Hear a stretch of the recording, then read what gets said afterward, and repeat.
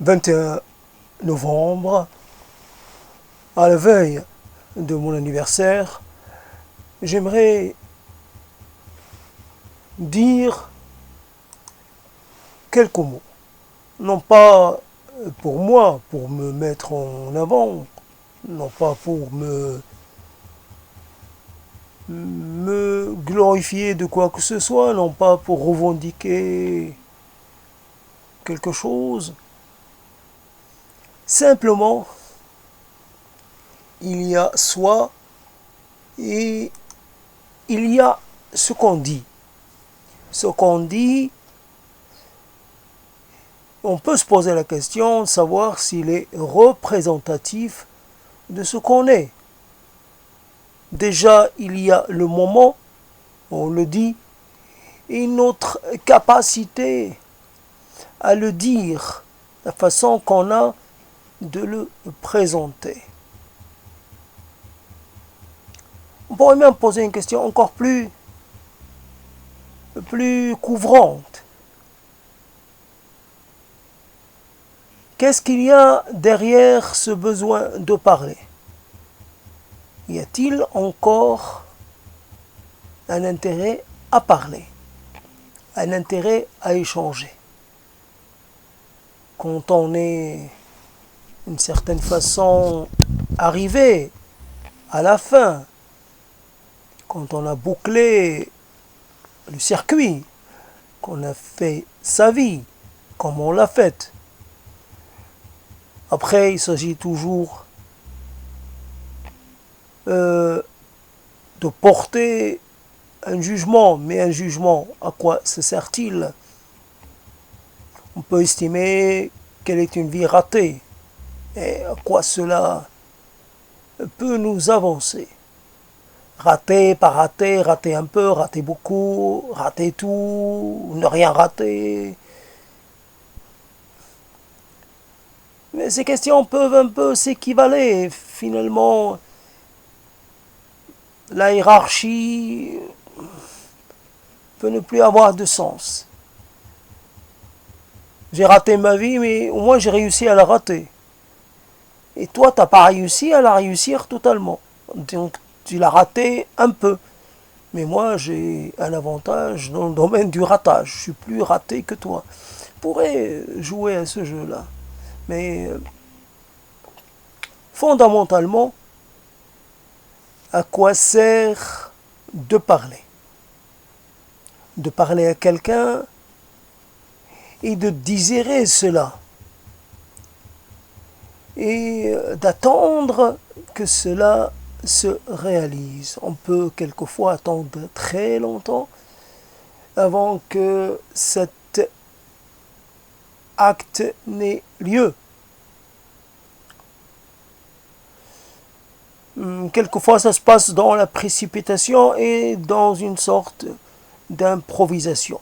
Il n'y a pas d'improvisation absolue, il y a toujours quelque chose qu'on attend de dire à quelqu'un et qu'on met de côté. Mais quelquefois, on est un peu saisi par le temps et l'empressement et on dit les choses un peu précipitamment, un peu en les mélangeant, en les entremêlant. Donc il y a la parole, premier acte, et puis il y a la nature de la parole, ou le message que la parole veut transmettre. On parle, c'est déjà un acte, c'est déjà quelque chose. Je parle à quelqu'un, donc je tiens compte de l'existence d'un autre qui n'est pas moi. Donc je confirme un peu mon identité à moi et je confirme à l'autre qu'il a lui aussi une identité. Pendant le moment de l'échange, il y a ainsi une sorte de circulation ou une sorte de confirmation, mais en même temps, c'est une confirmation réciproque. j'ai besoin de savoir qui je suis, et quand je parle à quelqu'un, j'en ai une idée. Je n'en ai pas une totale confirmation, mais j'ai une idée. Voilà les choses qui bloquent chez moi. Voilà les choses sur lesquelles je ne cesse de revenir. Voilà mes récurrences, voilà mes répétitions, voilà mes erreurs, voilà mes incapacités, voilà les choses approximatives. Voilà que je ne me maîtrise pas. Voilà que j'ai encore cette tendance confirmée et reconfirmée de vouloir monopoliser, de vouloir diriger l'échange. Or, j'ai appris depuis bien longtemps que je ne gagne rien à faire comme cela. Et pourtant, je peux encore le reproduire. Donc, ça me confirme dans le fait que je suis toujours moi, mais en même temps, ça me confirme dans quelque chose dont j'avais envie de me débarrasser, contre laquelle j'ai lutté beaucoup et longtemps, sans arriver à la faire cesser. Je suis moi dans mes travers. Je suis moi dans ma façon de prendre en compte l'autre. Mais je reviens sur le début. En fait, c'est quoi un échange? C'est quelque chose de réel et en même temps quelque chose d'un peu surréel, d'un peu même irréel. C'est en train de se produire et pourtant, finalement, je recueille des informations. Je suis je suis attentif à certaines choses, à certains messages. Je suis attentif à la voix de l'autre, aux inflexions de cette voix. Je suis, même quand je vois la personne, je ne vois pas la personne, j'essaie d'imaginer un peu comment elle peut être au moment où elle me parle. J'essaie de voir si elle est dans une certaine réceptivité ou si elle est plutôt un peu dans une position pas très confortable.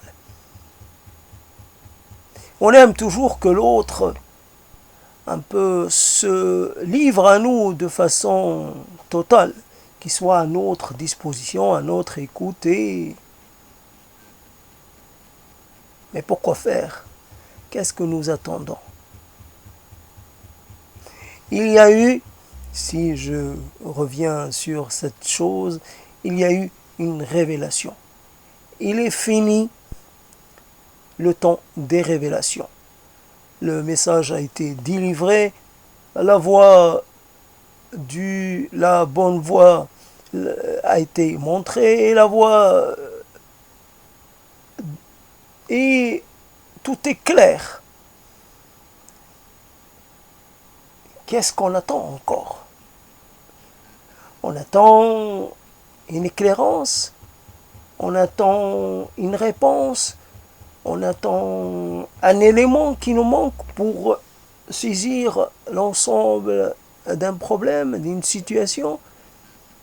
Qu'est-ce qui manque encore?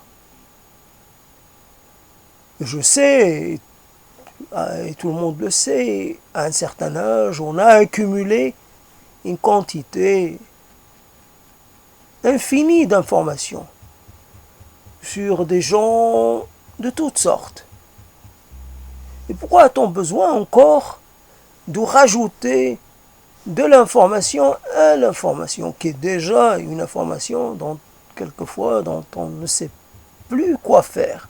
Tellement elle est énorme et tellement elle est un peu difficile à utiliser. Comme quelqu'un qui rentre dans la chambre à coucher d'un puissant. Bien sûr, on lui a raconté, il l'a peut-être même visité. Quand j'ai visité le château du Louvre, je suis passé devant la couche d'un homme qui fut puissant, mais ça m'a rien dit. Ben, ça n'avait pas l'air d'éradier la puissance. C'était un lit, tout simplement. Et, avec fait dans des draps un peu... Bon. Mais ça n'a rien d'exceptionnel. Ça ne... Je me sens pas un peu renseigné sur la nature du pouvoir qu'il avait. Je passe devant quelque chose qui est vide, qui ne me parle pas. Après, ça peut parler à des spécialistes, je ne sais pas, du mobilier ou de la décoration, des styles, etc. Mais moi, ça ne me parle pas. Voilà, je suis introduit dans la vie de certaines personnes. Je sais des choses, des fois intimes, mais ça ne me sert à rien. Je ne peux rien en faire. Il y a beaucoup d'informations qui ne m'est d'aucune utilité. Et donc, pourquoi je continue de collecter de l'information? Il s'agit en l'occurrence d'informations sur quelqu'un de mort. Non seulement donc, je veux savoir ce qui se passe pour les vivants, mais encore, je pousse la curiosité jusqu'à m'intéresser aux affaires des morts. Morts, normalement, on doit les laisser tranquilles. Ils sont morts. Voilà, tout est fini. Plus de discussion. Quelque part, on doit les regretter, simplement. Les regretter et un peu, si on peut, pleurer pour eux, ou pleurer sur eux, ou peut-être dire quelque chose de bien à leur propos, même quand c'est pas tout à fait exact. Les louer pour des choses comme ça. Cette personne, tu ne le sais peut-être pas, mais elle a fait une chose extraordinaire. Voilà. On peut, comme ça, un peu créer une légende à partir de rien, donner une sorte de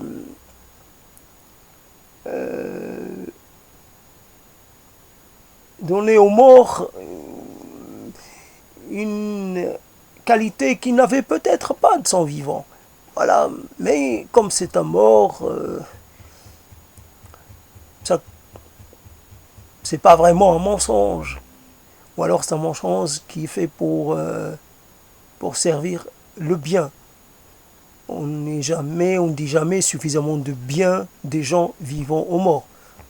Alors, c'est une occasion. Je ne fais pas de mal, j'enlève rien à personne. Je dis que cette personne a fait quelque chose d'extraordinaire, de fantastique.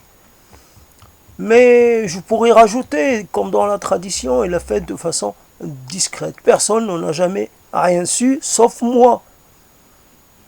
Par hasard. Voilà qu'on met les choses un peu en place.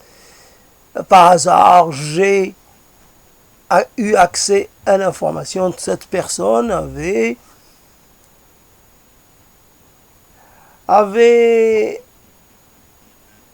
une pension dont elle faisait bénéficier quelqu'un qui était dans le besoin. Il s'agissait d'une aide continue. Voilà, on peut imaginer énormément de choses. Là, je suis limité par mon imagination. J'imagine que des choses qui me sont un petit peu biographiques, quelque part. Un peu, je suis limité par les domaines un peu de ma vie, les représentations et les situations. Je ne peux pas faire plus d'efforts que cela en ce moment. Sinon, je pourrais imaginer, j'en sais rien. Je suis limité par ces choses un peu devenues assez, assez devenues des classiques, celui qui construit un puits, celui qui plante un arbre, celui qui aide les étudiants les apprentis, etc. Celui qui en fait, un puits, c'est l'image de quelque chose qu'on fait, qui fait du bien sur le long terme. Un arbre, c'est aussi quelque chose qui peut nourrir et qui peut faire plaisir à des générations de gens. Donc c'est et puis un étudiant par excellence, c'est quelqu'un qui a peu de moyens et donc l'aider dans un moment assez crucial de sa vie, c'est lui permettre de pouvoir se réaliser, de pouvoir acquérir suffisamment de savoir dans les meilleures conditions pour pouvoir finalement contribuer de par ses compétences à la prospérité de tous. Donc, quelque part, c'est une contribution, là encore, différente, mais importante. J'allais dire majeure. Donc, la fonction de la parole. Et quelquefois, on peut enregistrer ce qu'on a échangé avec quelqu'un. On va se rendre compte, quelquefois, comme si on est un peu en accord, mais on est en même temps en décalage. Alors on peut, comme quelqu'un qui arrive quelque part, et en fait, comme quelqu'un qui ferait des tableaux, il aurait une partie abstraite, une partie figurative, et qui coexisterait. Ça ne se fait pas d'habitude. Donc quelque part, on choisit un style, une manière. Donc il y a des choses qui sont très claires, très faciles à identifier, sur lesquelles on peut se rencontrer. Et puis il y a des choses qu'on soulève qui sont un peu moins évidentes pour l'autre. On les soulève, puis on ne laisse même pas à l'autre la possibilité de les recevoir, qu'on a déjà pris position, et on essaie de l'embarquer avec nous dans notre opinion à propos de la chose. Donc, comment dire, on empêche l'autre d'exercer un peu son libre arbitre et son pouvoir de discernement. Il y a, en parlant comme ça, en utilisant un mot que je n'utilise pas souvent, quelque part, on est là aussi dans une sorte de performance. Il y a là aussi une production de mots, une production de sémantique, j'allais dire, de toutes sortes. Il y a des sortes il y a diverses réactions. Alors on est dans le silence, ou alors on est dans la réaction bruyante. Il y a un accompagnement de l'autre. Et finalement,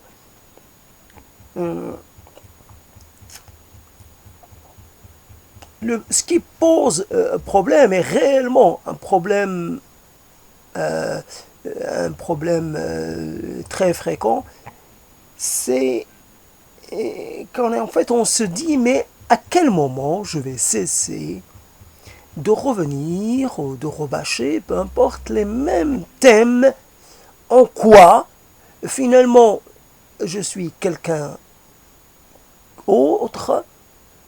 d'autre, puisque finalement je ne fais que recréer du moi sans arrêt, le même moi.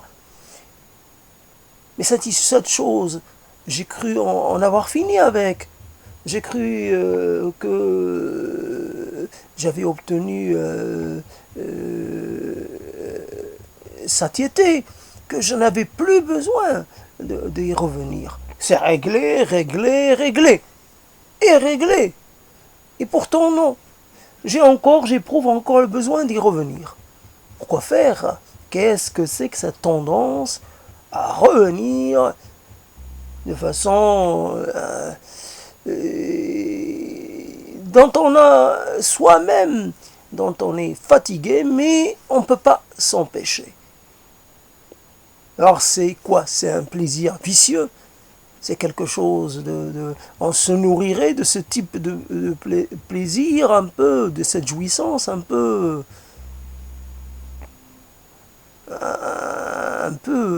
particulière, pas très évidente. Comment on l'a jugé? C'est trouble, tout cela. C'est trouble. Et quelquefois, il s'agit d'un règlement de compte qu'on fait avec une personne. Un règlement de compte qu'on fait. Et peut-être même un procès qu'on intente à quelqu'un. Alors, c'est le règlement de compte, c'est le procès, c'est pas fini.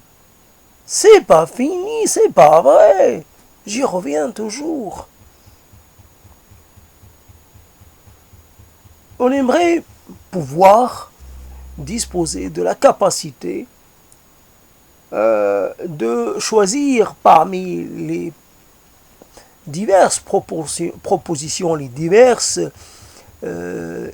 images et les diverses paroles qu'on aurait en nous, et choisir la parole. Après, évidemment, il y a toujours des préambules, il y a toujours une introduction, il y a toujours... Mais une fois qu'on est arrivé au cœur de l'échange, là, on choisit, on discrimine, et puis on se concentre sur un point, et pas sur un deuxième ou un troisième ou un point et demi, non, un seul point. Voilà, simplement, c'est comment décider que c'est ce point-là qui sera le point et pas un autre. Et on ne sait pas comment finalement choisir entre toutes les propositions. Et on veut quelquefois un peu tout régler d'un seul coup.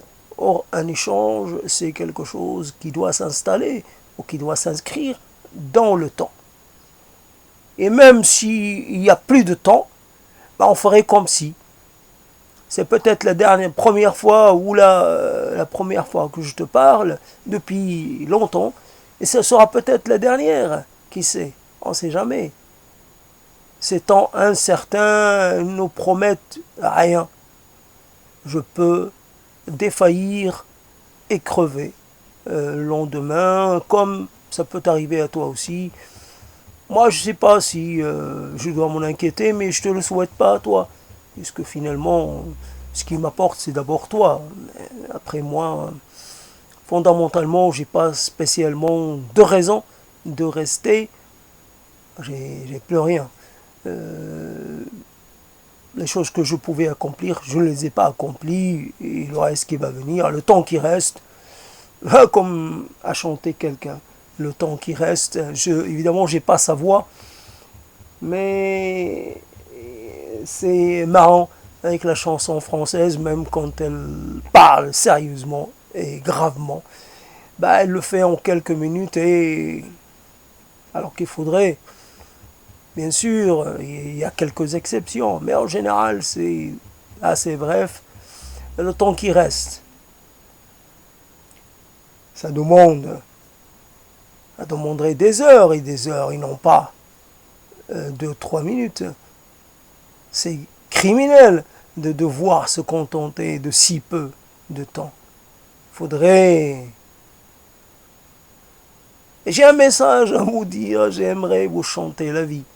J'aimerais vous chanter le repos éternel. J'aimerais vous chanter la nostalgie. J'aimerais vous chanter un moment. Oui, un moment. Vous savez, ce moment où j'étais totalement rassuré, où je n'éprouvais aucune inquiétude, où je pouvais fermer les yeux sans éprouver quoi que ce soit de désagréable ou d'avoir peur de quoi que ce soit. Et j'aimerais vous chanter un soleil, celui automnal, ce soleil qui m'a accompagné le temps d'un fin d'après-midi du côté de cette maison que j'ai occupée. J'ai eu pour un compagnon, pour un souteneur, un vrai appui. Ce mur-là fut pour moi le plus important des compagnons. Il m'a soutenu quand je devais m'appuyer contre quelque chose pour ne pas tomber. Je savais que ce mur-là, il allait pouvoir m'aider à faire cela. Je pouvais m'appuyer contre lui et me laisser aller à une rêverie, à n'importe quelle rêverie. Je rêvais. Ou je rêvais de rien de spécial, je rêvassais. Voilà. Simplement. Je papillonnais, passais d'une vision à une autre. J'aimerais, le temps qui me reste, j'aimerais le consacrer à vous apporter une petite réjouissance, une petite douceur, quelque chose qui pourra vous accompagner dans vos moments un peu moins agréables. Il y a toujours des moments où on se sent un peu à l'écart, un peu oublié, un peu pas bien entouré. Et des moments où on a envie de demander de l'aide, un moment de demander demander un peu de répit, de demander, de supplier même. Le temps qui reste, et c'est un temps tellement important parce que je pourrais le passer avec vous. Quel meilleur public que vous pour m'accompagner dans mes derniers instants. Je sais que vous allez me faire un bel adieu, que vous allez garder mes paroles au chaud, mes dernières paroles, vous allez les entretenir, les cajoler, les garder au chaud, les garder en vie. Que après ce moment, je ne serai pas mort. Parce que tant que vous êtes là, je serai encore un peu vivant. Dans chacun de vous, dans chacun de vos regards, dans chacun de vos souvenirs, dans chacun de vos gestes. Vous voyez mes gestes qui s'adressent à vous, qui vous embrassent et qui vous... Je vous fais tous frères et sœurs, je vous fais tous mes amis, mes compagnons, mes ultimes compagnons. Et je vous fais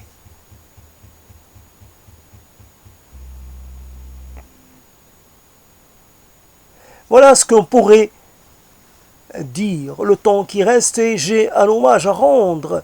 Bien sûr que le chanteur n'est peut-être pas celui qui a écrit les paroles, mais peu importe. Et qu'on aimerait quelque part être vraiment de l'instant. Qu'il y a une singularité dans ce qu'on dit. que ça corresponde à la minute précise. Cette minute signale qu'il ne me reste plus que quelques... Le décompte est lancé depuis un moment, il ne me reste plus. Il y a quelque chose d'important que je voudrais dire. C'est vrai que je n'arrive pas encore à le formuler. J'en ai un peu la pression, j'en ai un peu le pressentiment, l'intuition, mais à le dire clairement et nettement, je n'y arrive pas encore. Alors je dois attendre, espérer. Aide-moi, ami, à mettre en mots mes attentes, mes derniers appels, mes derniers souhaits. Aide-moi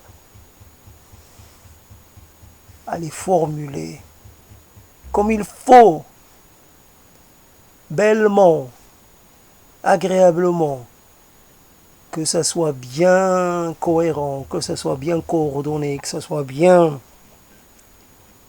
agréable à entendre, bien agréable à déguster. Oui, il y a des mots qu'on aime déguster, garder un peu sur la langue et passer du temps à jouer avec, à les faire aller et venir dans le palais. Ces mots-là, ils sont tellement bien aboutis, ils sont la résultante de tout ce qui a été dit auparavant de façon approximative. Ces mots-là sont l'ultime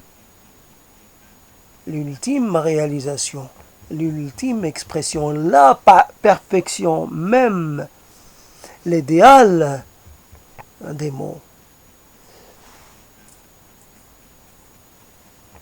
Ce mot-là, il décrit certains instants de façon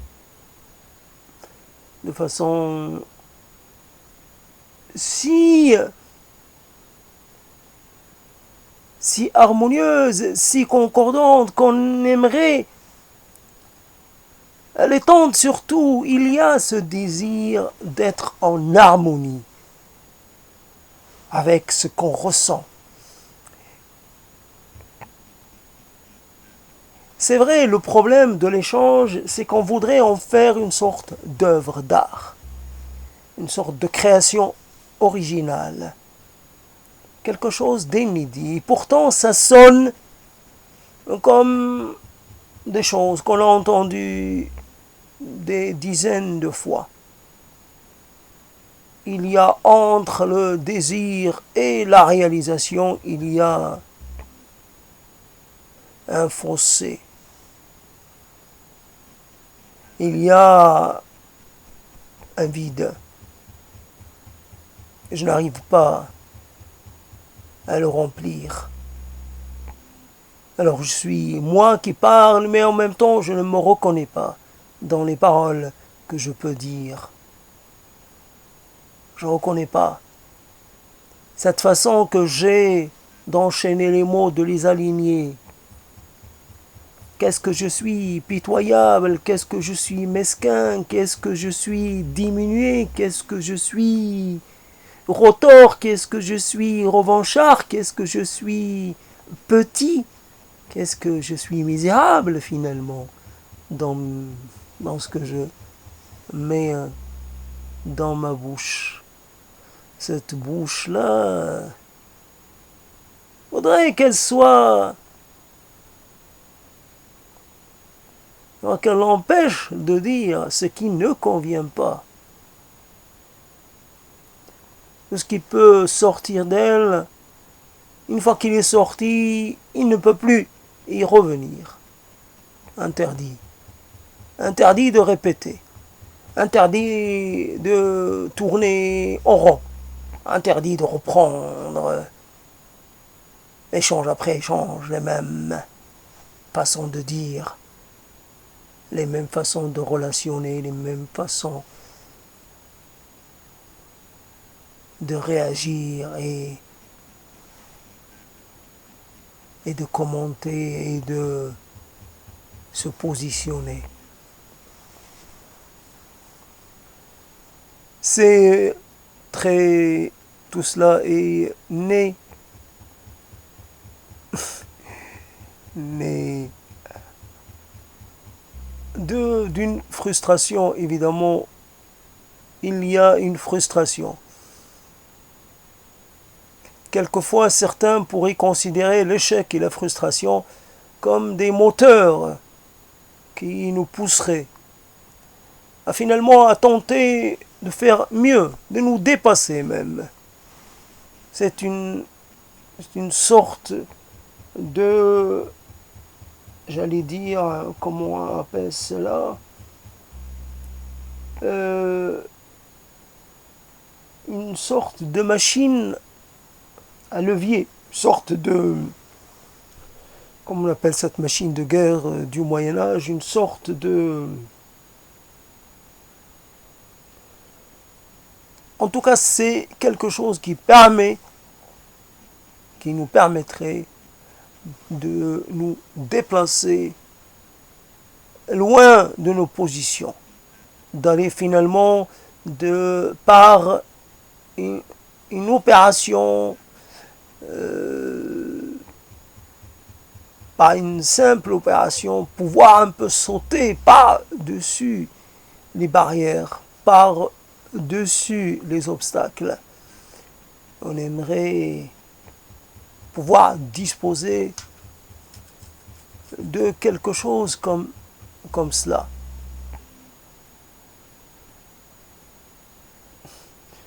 J'ai oublié le nom de la machine. Je ne vais pas me fatiguer à le retrouver. En tout cas, voilà, l'image est assez claire. Et finalement,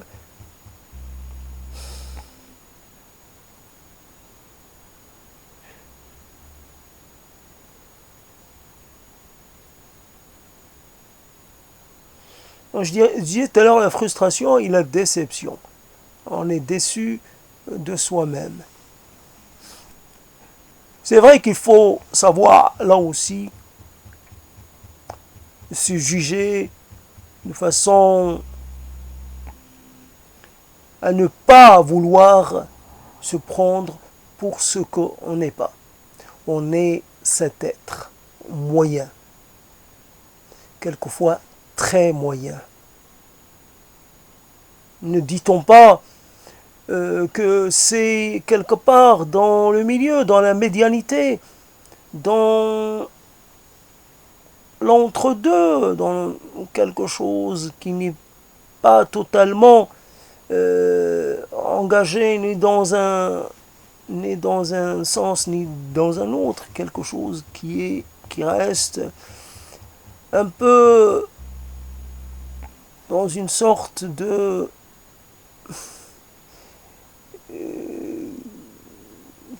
qui aurait un peu de chaque élément.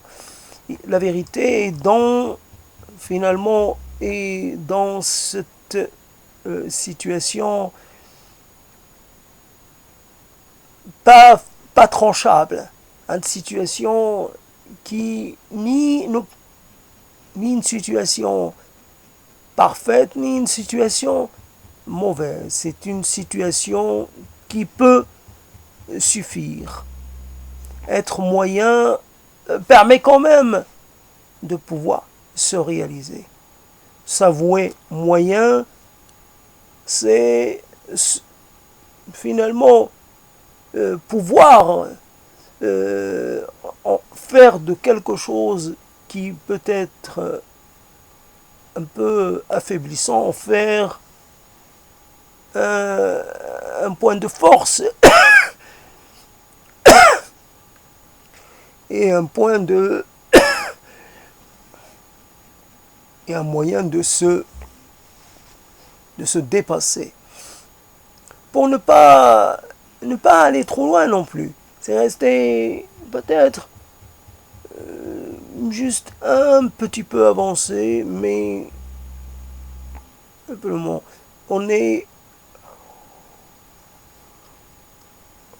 un peu tangent, quelquefois on est, en fait c'est la moyenne de la totalité de ce qu'on fait, quelquefois on est assez exceptionnel et d'autres fois on est bien médiocre.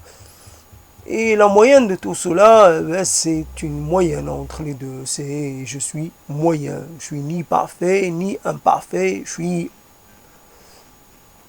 suis quelque part installé entre. Voilà, j'arrive à la limite de cette parole finalement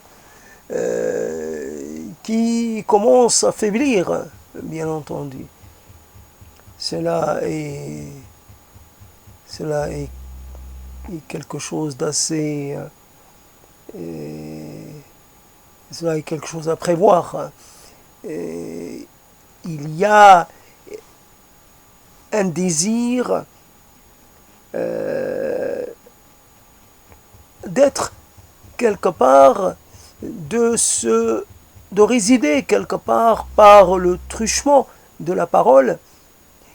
Ce désir peut être assez fort, mais finalement, une fois qu'on l'a un peu réalisé, il commence à baisser d'intensité. La chose que je suis en train de réaliser, elle commence à perdre de son intérêt pour moi. Ça y est, j'ai dit un peu de ce que j'avais à dire. Et si je continue, ce serait plus du remplissage qu'autre chose. Alors, je peux continuer de remplir, mais je sais que je préférais plutôt dire quelque chose d'un un peu moins convenu, un peu moins. Mais je ne trouve pas comment rebondir. Puis il y a cette toux qui arrive. Voilà, c'est le bon prétexte pour pour cesser cette prise de parole.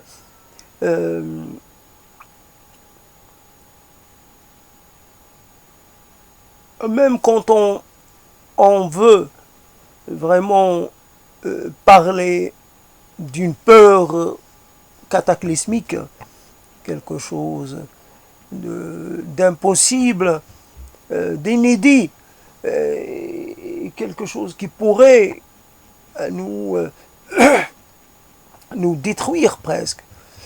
Même cela,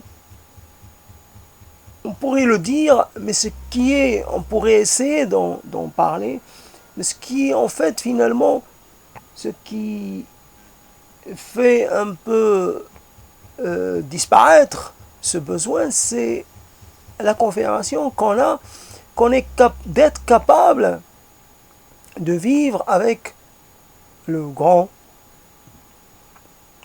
et le big chagrin.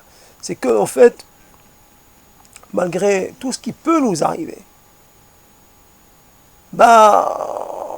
on garde la vie, on reste en place, on continue de jouir de la vie.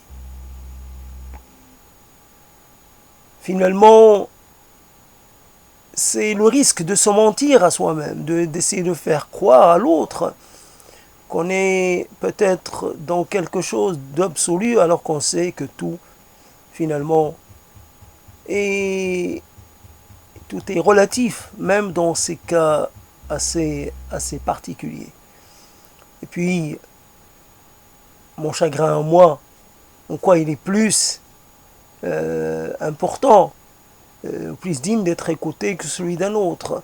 Et finalement, les nombreuses occasions où je n'ai pas réagi à l'expression de chagrin de tout un tas de gens. Pourquoi je n'ai pas été pénétré? Pourquoi je n'ai pas pris conscience de l'énormité de ce qui venait d'arriver à quelqu'un, qui venait de m'en faire étalage. Mais quelque part, c'est extraordinaire. On peut se retrouver totalement ailleurs pendant que l'autre est en train de dire qu'il vient de subir une défaite majeure. Et on est là et quelquefois il nous arrive même de sourire, ce qui est totalement on sourit. Si on se surprend à sourire, quelque part on est étonné. Comment l'autre vient de dire, de nous informer d'un énorme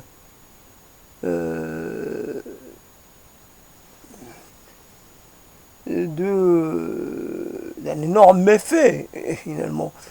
Et pourtant, on n'est pas. Voilà donc fondamentalement dans le registre de ce qu'on peut échanger, c'est la part consacrée à cette inéluctabilité des deuils, inéluctabilité de la disparition. Il y a tant de gens qui ont disparu et ceux qui restent sont amenés aussi à disparaître. Comment consoler quelqu'un, le consoler de façon, j'allais dire, prématurée, de façon anticipée. Comment dire à quelqu'un, tu peux compter sur moi quand ce jour-là viendra. Évidemment, il va venir et donc je serai là avec tout ce qui m'est possible de pouvoir faire pour te soutenir. Je serai un soutien sur lequel tu pourras compter. Il y a toujours un problème parce que j'écoute ma voix un peu et comme j'ai des choses dans les oreilles, donc j'ai un petit problème d'écho. Je ne suis pas dans une situation totalement parfaite pour pouvoir parler. Et comme il est tard et mon corps est un peu assoupi, donc quelque part, je n'arrive pas à monter en puissance. Je pourrais, je viens de boire du lait, donc finalement, ça alourdit. Ça aurait été du café, quelque part, j'aurais eu cette possibilité de pouvoir un peu prendre de l'élan. Là, je suis un peu alourdi par la digestion et par les matières que j'ai absorbées. Il y a le regret, c'est toujours quand on appuie sur le bouton pour arrêter l'enregistrement, le regret est toujours là parce que on a envie de dire encore plus. Et le dire, mais dire quoi exactement et comment? C'est les questions. Après, si garder quelque chose de ces échanges, c'est un peu la volonté de résumer la vie à quelques questions. La vie à quelques questions, évidemment, qu'on peut réduire un peu autour du sens des choses. Ça, on n'y échappe pas. C'est quelque chose qui ne peut que se répéter autour du sens. On n'a pas d'autres mots pour le remplacer. C'est le sens qui nous interroge. Est-ce que les choses ont un sens? Est-ce que ce sens est accessible ou pas? Ou il va rester toujours hors de notre portée? Est-ce qu'il y a un plan? Sans ce plan, est-ce qu'il y a quelque chose qui régit ce monde? Est-ce qu'il y a un dessein? Or, on semble finalement n'avoir preuve de rien. Mais l'absence de preuve ne veut pas dire qu'il n'y a pas, autre chose. Peut-être que nous sommes, et ça je l'ai déjà dit, nous sommes incapables de percevoir cette preuve. Donc finalement, nous ne cherchons pas. Nous ne cherchons pas à défier ce que nous ne connaissons pas. Nous essayons de défier les puissances, ce qu'on pourrait appeler les puissances, en leur demandant de se manifester. Voyez-vous ça?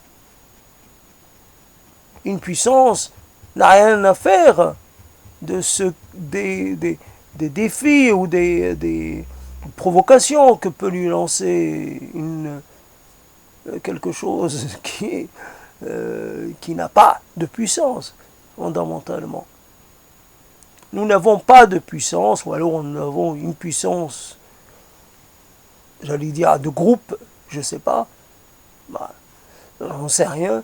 En tout cas, c'est vrai que nous modifions notre environnement, mais nous le modifions à l'extérieur, évidemment. Toujours un peu la couche supérieure de la lithosphère. Après, le reste, on n'y touche pas. C'est toujours, comment dire cela, fondamentalement le sens. Et puis comment, si certaines personnes étaient, j'allais dire, obsédées par le fait d'amasser le plus de bonnes actions, dire pour l'au-delà, évidemment, pour pouvoir les faire fructifier dans l'au-delà. Si finalement, qu'est-ce que je voulais dire par là, zut, j'ai oublié. Finalement, nous, oui, fondamentalement, comment un peu, si on n'a pas cette préoccupation-là, on peut quand même avoir une certaine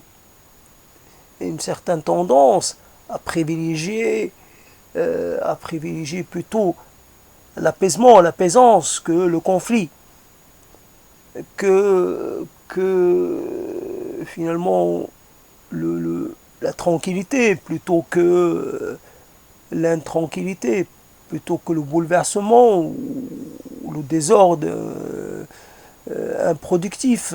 Nous pouvons quand même privilégier le fait de collaborer plutôt que celui de se confronter. Ça se rapproche beaucoup de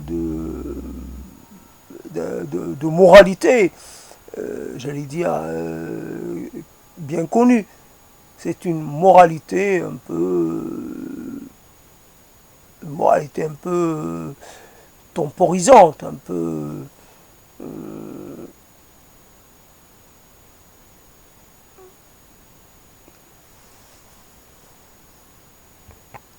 une fois qu'on a posé la question du sens, on se dit finalement quelle est notre place, qu'il y ait du sens ou pas, quelle est notre place dans ce monde.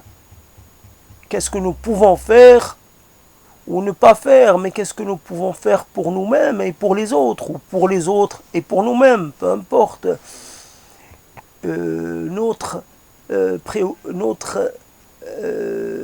comment dire, volonté d'améliorer les choses, c'est aussi pour les autres. Il y a cette préoccupation du collectif qui est plus ou moins importante selon les gens, selon les époques. Il y a des gens qui ont plus d'appétence pour le collectif que d'autres. Ils pensent que le collectif est d'une certaine façon meilleur que le particulier, que l'individuel, que le restreint. Je pense que élargir, c'est mieux que de restreindre. Après, dans les faits, c'est toujours difficile à trancher et toujours difficile à résoudre.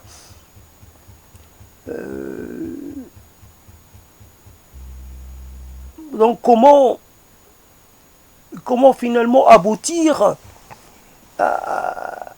aboutir à une vérité ou à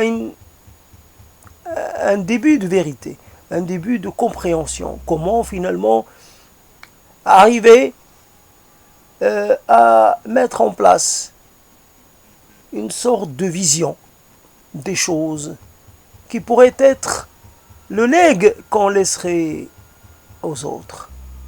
Mon legs, mon patrimoine, c'est cette vision des choses que j'ai mis longtemps à élaborer. Et voilà finalement le résultat. Voilà la quintessence, voilà mon chef-d'œuvre. Voilà finalement ce qui peut me résumer et ce dont je peux finalement faire profiter autrui. Il y a, là on retrouve de nouveau des catégories classiques. Il y a la voie de l'égarement et puis il y a la voie il y a la voie du non-égarement. Je ne sais pas quel est l'opposé de l'égarement, mais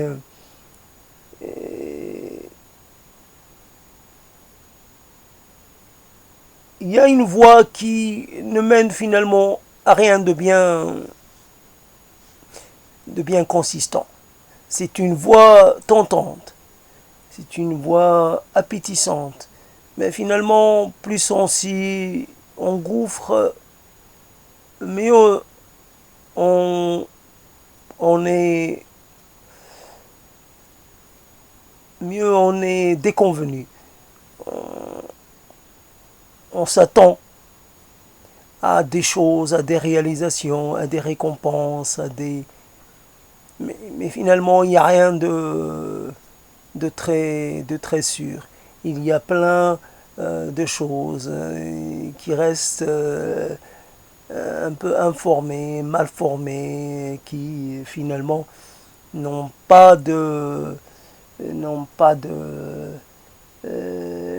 que nous ne pouvons pas utiliser parce qu'elles sont... Tandis que l'autre voie est la voie qui peut commencer modestement et finir modestement.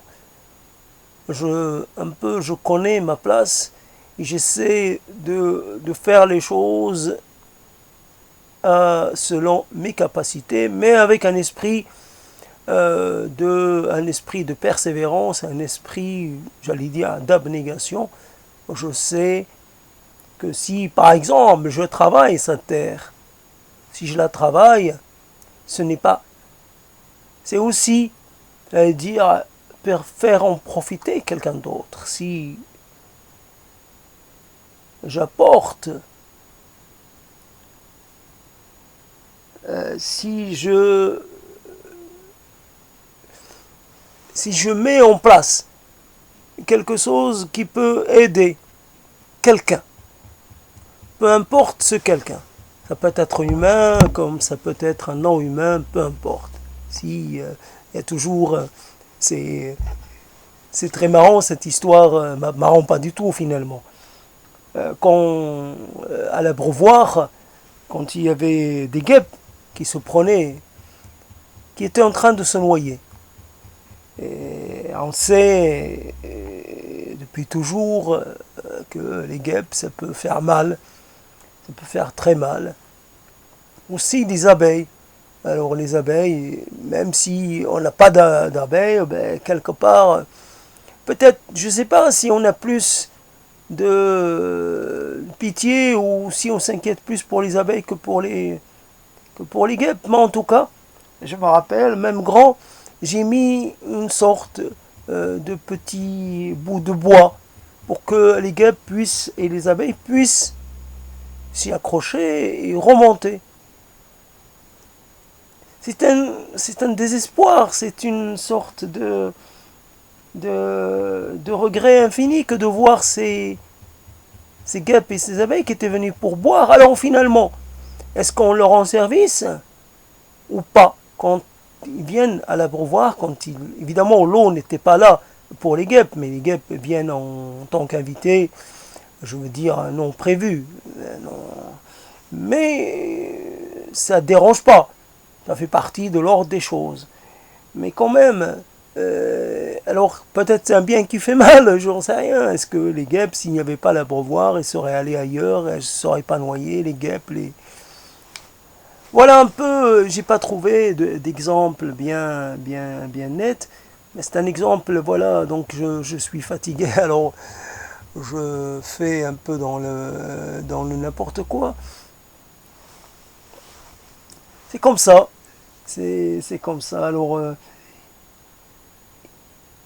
il est possible qu'on reste avec nos questions, il est possible qu'aucun échange ne puisse nous aider à obtenir les réponses qu'on cherche depuis toujours. C'est vrai qu'à force de chercher, quelquefois, on a eu des propositions, on a eu des réponses qui nous ont mal orientés. Et c'est de cette mauvaise orientation qu'on essaie de s'extraire, de s'émanciper. Le mal qui a été fait est énorme. On ne peut plus revenir, on ne peut plus en sortir, mais on essaie quand même. J'ai perdu 40 ans suite à une mauvaise suggestion. J'ai perdu 40 ans. Voilà.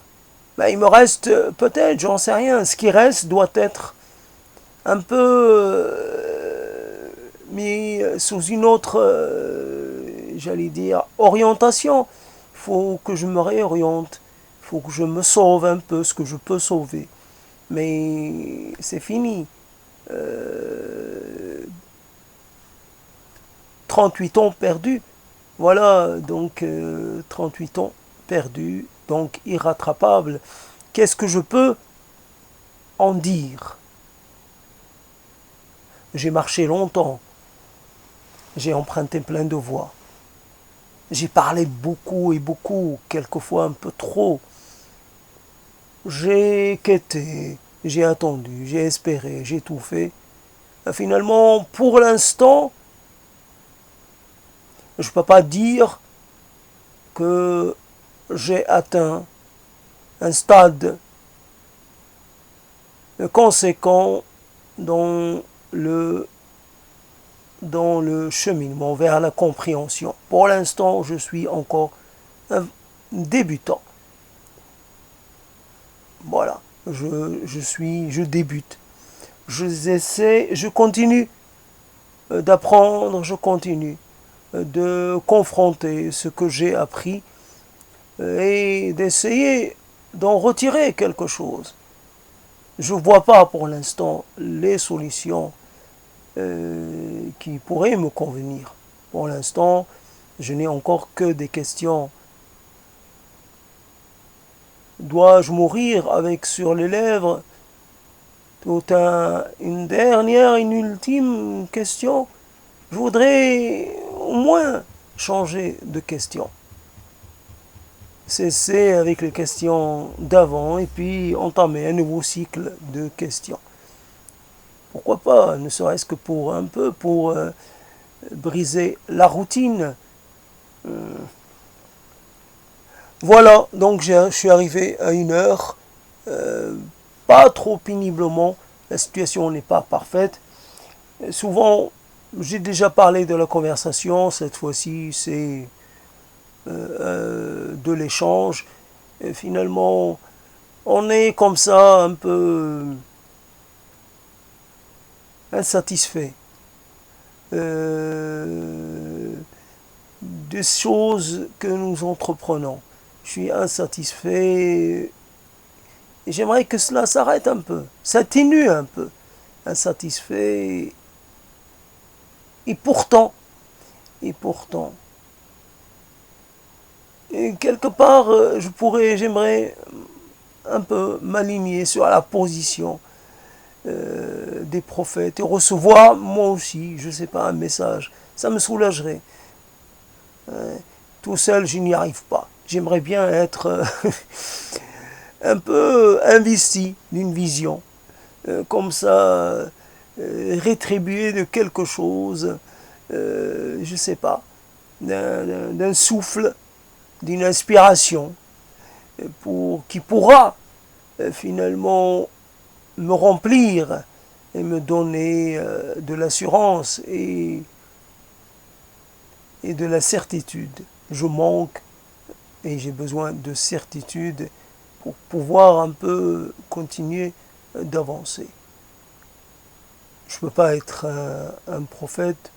J'ai échoué en cela parce que j'ai pas voulu finalement. J'ai vu que cela demandait beaucoup, exigeait énormément. Ce n'est pas un métier facile que d'être prophète.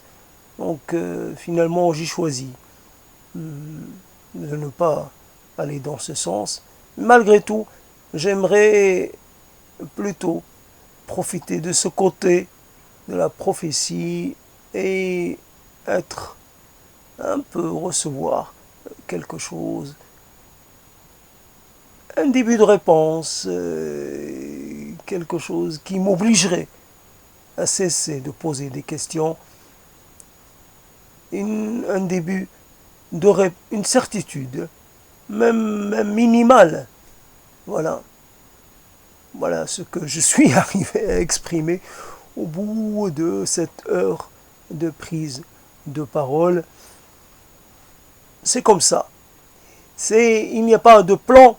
Donc il n'y a pas de plan, ça part un peu, ça se développe un peu selon